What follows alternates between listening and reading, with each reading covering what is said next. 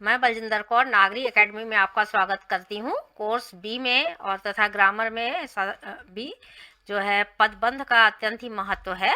तो आज हम पदबंध किसे कहते हैं, वाक्य उपवाक्य में किस प्रकार से इनके प्रयोग किए जाते हैं, तो पदबंध के बारे में आज हम जो है अध्ययन करेंगे।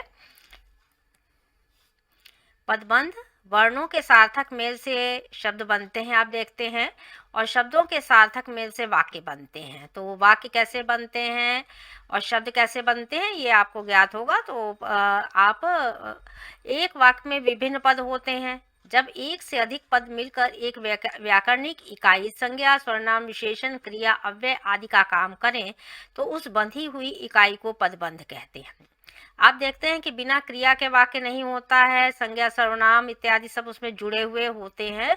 तो वाक्य में केवल एक शब्द नहीं होता है, वाक्य का जब पूरा अर्थ इन्हीं से बनता है, तभी आप देखते हैं कि जब तक क्रिया कंप्लीट नहीं है, अव्यय शब्द है, संज्ञा है, सर्वनाम है, विशेषण है, वो यथास्थान जहाँ पर लगे हुए होते हैं और इस प्रकार से सार्थक उनका जब मेल होता है तभी एक पूरा पदबंध बनता है।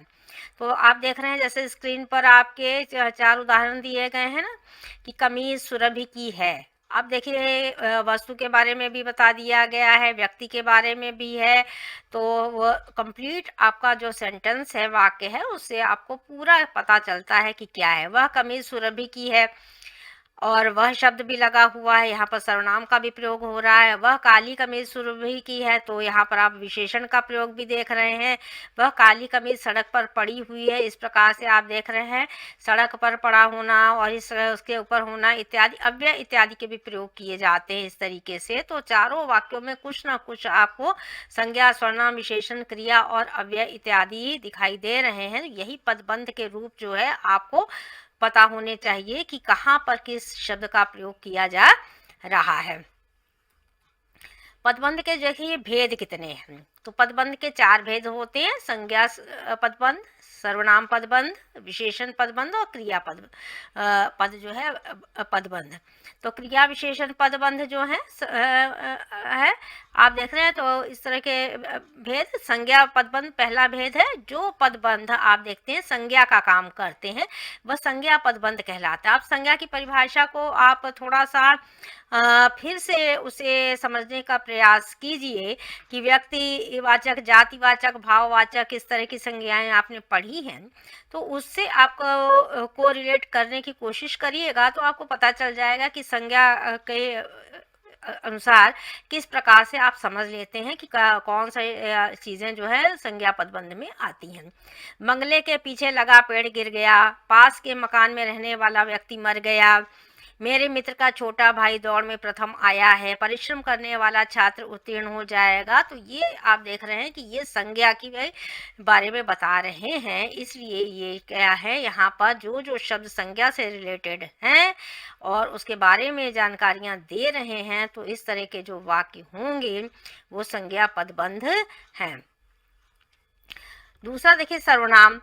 सर्वनाम का काम करने वाला पदबंध सर्वनाम पदबंध कहलाता है। तो सर्वनाम आप देखते हैं व्यक्ति के जाति और भाव के स्थान पर आप देखते हैं ना कि संज्ञा के स्थान पर आप सर्वनाम का भी प्रयोग करते हैं। जहाँ पर नाम नहीं है, गरीबों पर दया दिखाने वाला है, आप कहाँ चले गए, तो आप शब्द यहाँ पर है। आलस में डूबे हुए तुम कभी पास नहीं हो सकते, तकदीर का मारा मैं वहाँ जा पहुँचा, तो यहाँ पर सर्वनाम पदबंध है। और विशेषण तो विशेषता दिखाएगा, उसकी जो पद विशेषण का काम करें उसे विशेषण पदबंध कहते हैं। तो आप देखते हैं विशेषता में आप जो है छोटा, बड़ा, काला, गोरा और इस तरह का सब कुछ बताएगा विशेषता। तब सड़ा हुआ केला उठाकर फेंक दो। अब देखिए केले की विशेषता को बता रहा है, परिश्रम करने वाले छात्र उत्तीर्ण हो जाएगा उसकी विशेषता को बताया जा रहा है। पार्क के सामने झोपड़ियों में रहने वाले मजदूर बहुत गरीब है, मजदूर की विशेषता उसका गरीब होना है, तो उसको यहाँ पर दर्शाया गया है। तो ये विशेषण पदबंध है। इस प्रकार से आपको अगर कहा जाए कि आप इसमें से कौन सा पदबंध है, तो पहचान करके भी आप उसे बता सकते हैं कि क्या है। क्रिया पदबंध जो है, जो पदबंध क्रिया का काम करे वह पदबंध कहलाता है। मैंने राखी को पत्र लिख दिया, है वह लिख सकता है, रेलगाड़ी तेज दौड़ती जा रही है। तो आप देख रहे हैं कि बिना क्रिया के तो वाक्य कंप्लीट है भी नहीं ना, तो इसलिए जो पदबंध लास्ट तक आप देख रहे हैं, जा रही है, सकता है, लिख दिया है इत्यादि में आप देख रहे हैं ये क्रिया पदबंध है। और क्रिया विशेषण पदबंध जब क्रिया की विशेषता बताएगा, विशेषण का कार्य कर रहे पदबंध को क्रिया विशेषण पदबंध कहेंगे। गाड़ी बहुत देर से छूटी, कैसे छूटी उसकी क्रिया की विशेषता को बता रहा है। गाड़ी रुक रुक कर चल रही थी, तो क्रिया की विशेषता रुक रुक कर के चलना है। घोड़ा बहुत तेज दौड़ता है, तो तेज दौड़ना उसकी विशेषता को बताया गया है। तो इस प्रकार से आप देख रहे हैं कि उस 5 पदबंध इस जो है बताए गए। फिर देखिए वाक्य जो होते हैं आश्रित होते हैं एक दूसरे पर और जो है डिपेंड करते हैं कभी कभी। तो आश्रित उपवाक्य के 3 भेद होते हैं, संज्ञा उपवाक्य, विशेषण और क्रिया विशेषण। जो आपने पढ़े हैं उसी तरीके के इसमें भी होंगे आपके कि कैसे वो डिपेंड करते हैं।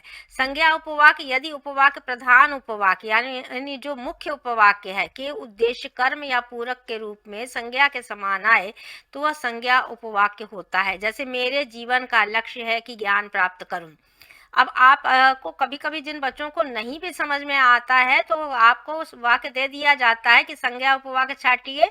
तो आप देख रहे हैं की से मोस्टली ज़्यादातर ये योजक चिन्ह से होता है इसमें, तो इसका निशान को आपको समझ लेना चाहिए। जो है इस वाक्य में ज्ञान प्राप्त करूं प्रधान उपवाक्य की क्रिया का उद्देश्य करता है। संज्ञा उपवाक्य के प्रारंभ में की योजक होता है। ये की से आप इसको पहचान लेते हैं। विशेषण उपवाक्य प्रधान उपवाक्य किसी संज्ञा सर्वनाम या संज्ञा पद की विशेषता बताने वाले वाक्य को विशेषण उपवाक्य कहते हैं। मैंने एक व्यक्ति देखा जो बहुत पतला था। वाक्य में जो बहुत पतला था देखिए कि उसकी व्यक्ति की विशेषता को बताया जा रहा है, व्यक्ति की विशेषता को बतला रहा है, अतः विशेषण उपवाक्य है। प्राय विशेषण उपवाक्य जिसे, जिसका, जो, जिसे, जैसे विशेषण से क्या होते हैं ये शुरू होते हैं। और आप देख रहे हैं वाक्य में जो, सो इत्यादि लगा हुआ है।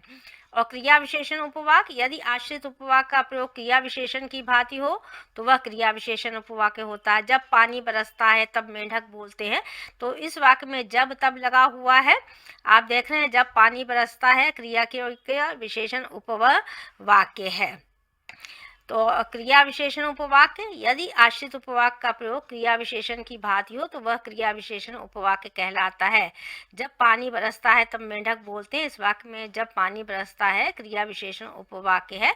तो इस प्रकार से आपने पूरे पदबंध के बारे में संपूर्ण जानकारी प्राप्त की। चैनल को सब्सक्राइब करें, वीडियो को लाइक तथा शेयर करें, कमेंट अवश्य लिखें। धन्यवाद।